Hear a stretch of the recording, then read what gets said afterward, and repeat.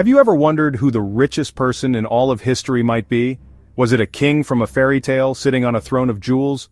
Or maybe a modern inventor with incredible technology? Well, the answer might surprise you. Long ago, in the heart of West Africa, there lived a king whose wealth was so immense, so legendary, that people are still talking about it hundreds of years later. His name was Mansa Musa, and he was the emperor of the great Mali Empire. His story isn't just about gold, though he had more of it than you can possibly imagine. It's a story about a journey about faith, and about building a kingdom that became a beacon of light and learning for the entire world. Imagine a ruler so generous that he could give away enough gold to change the economy of a whole city just by passing through. That's exactly what Mansa Musa did. His name, Mansa, means king of kings or emperor, and he truly lived up to that title. He ruled during the 14th century, a time when his empire was a global superpower, controlling vast resources that everyone wanted. When we say Mansa Musa was rich, it's hard for us to truly grasp what that means. Today we measure wealth in dollars and cents, but in Mansa Musa's time, wealth was measured in land resources, and most importantly, in gold. The Mali Empire sat on top of some of the largest gold deposits the world has ever known. It's said that about half of all the gold in the old world came from his empire: Africa, Europe, Asia. He didn't just own a few gold mines, he controlled the source. This gave him a level of wealth that was, for all practical purposes, limitless. He could produce gold faster than he could ever spend it. What truly made Mansa Musa stand out was not just his control over this precious metal, but his decision to share it with the world. Trying to put a number on Mansa Musa's wealth is almost impossible, which is why historians often call it incomprehensible. If we tried to translate it into today's money, some say over $400 billion, but even that likely falls short. He controlled production of the era's most valuable commodity, gold. It would be like owning all the major technology companies, all the oil fields, all the diamond mines. His wealth was a fundamental force in the global economy. Let's look at other famous wealthy figures. Augustus Caesar, wealth 1/5 of Rome's economy. That's massive industrial giants. Andrew Carnegie, steel. John D. Rockefeller, oil. They worked within a system. Mansa Musa, in many ways, was the system. Mansa Musa used gold differently. He distributed it as international diplomacy, announcing Mali to the world. The Mali Empire wasn't just a place with a lot of gold, it was a highly organized and powerful state, and Mansa Musa was its master administrator. The empire operated as a centralized monarchy. The Mansa, the emperor, held the ultimate authority. He couldn't rule such a vast territory all by himself. His government had different layers of control. He appointed governors called farbas to run provinces. These governors were loyal to him. They collected taxes, they enforced laws, they raised soldiers for the imperial army. Beneath the provinces were many vassal states, smaller kingdoms, chiefdoms. They kept their local rulers, they kept local customs, they paid yearly tribute.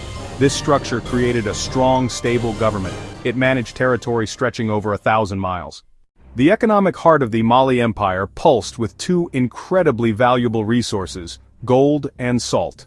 Gold, as we know, was abundant in the southern regions of the empire, in the mines of Bambouk and Bour. The people mining the gold often kept the location of the mines a secret, but they still traded it with the emperor's merchants. Mali didn't just have gold, it controlled the trade of gold. All the gold moving north had to pass through Mali's territory. Mansa Musa's government taxed it heavily, but gold was only half of the equation. The other half was salt, which was just as precious, if not more so, in West Africa at the time.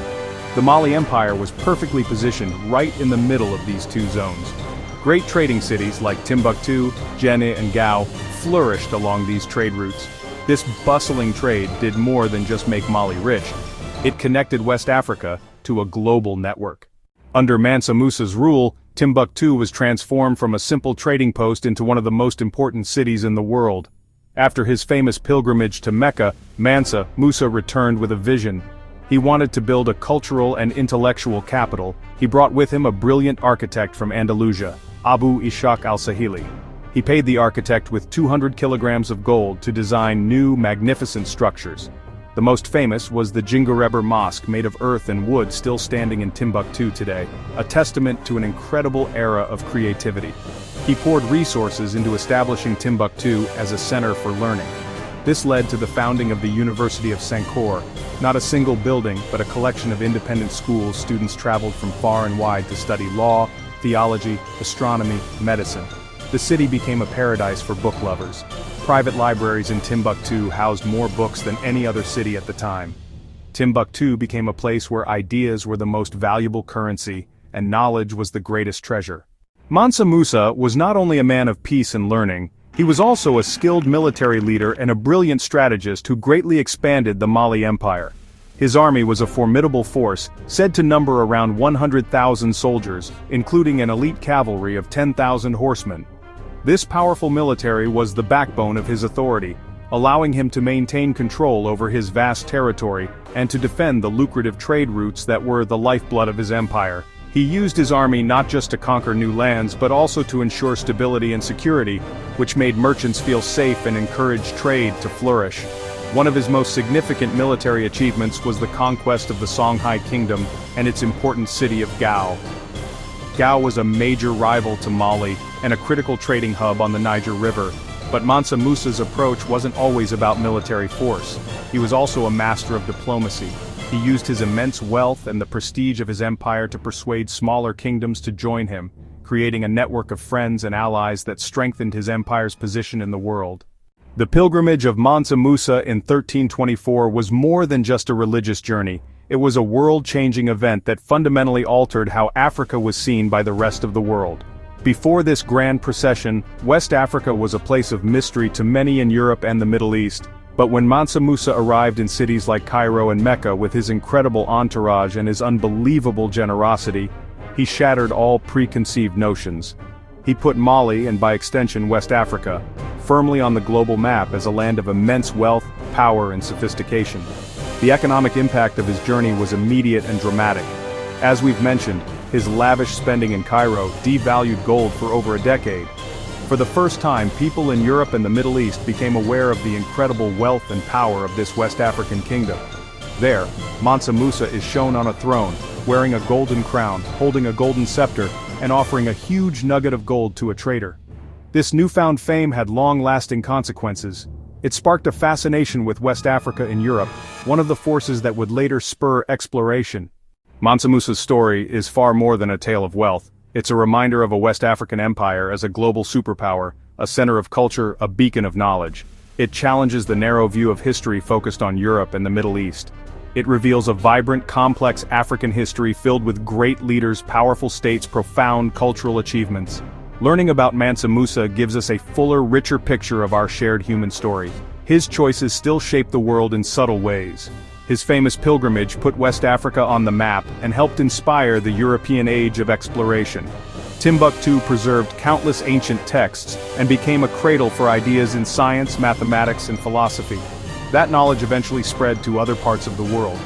Mansa Musa's story reframes wealth and leadership. He had almost unimaginable fortune, yet he's remembered for how he used it. He invested in faith, education, culture. His story is a golden thread in human history, shining with vision and generosity. It's a story that deserves to be told and to inspire us. That's a treasure worth more than all the gold.